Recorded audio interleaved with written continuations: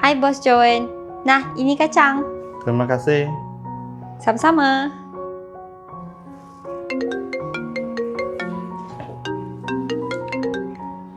Halo. Hello, Uncle. Boleh Uncle bagi saya duit sikit? Penipu sekarang memang dah tak ada tipu hela lain. Terus kau minta duit orang. Dah masuk pertengahan tahun ni. Lagipun baru lepas raya. Awak kan bos besar sekarang. Semua orang tengah perhatikan awak.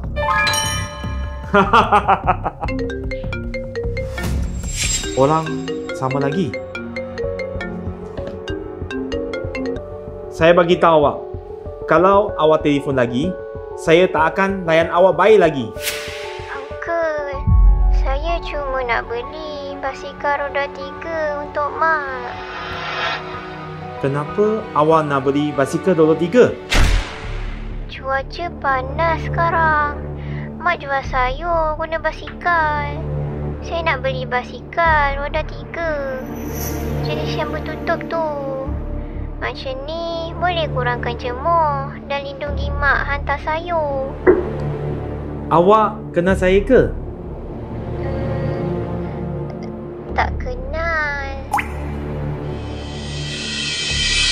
Awak tak kenal saya? Macam mana awak tahu nombor telefon saya? Oh, dari ayah. Saya jumpa nombor telefon dalam beg yang ayah tinggalkan untuk saya. Beg? Beg macam mana? Beg yang warna hitam. Dalam beg tu ada satu kertas yang tulis nombor telefon. Minta ayah awak jawab telefon? Ayah dah tak ada.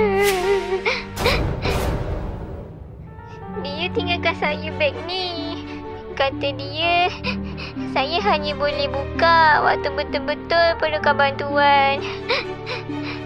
Ia boleh menunaikan apa-apa hajat saya je.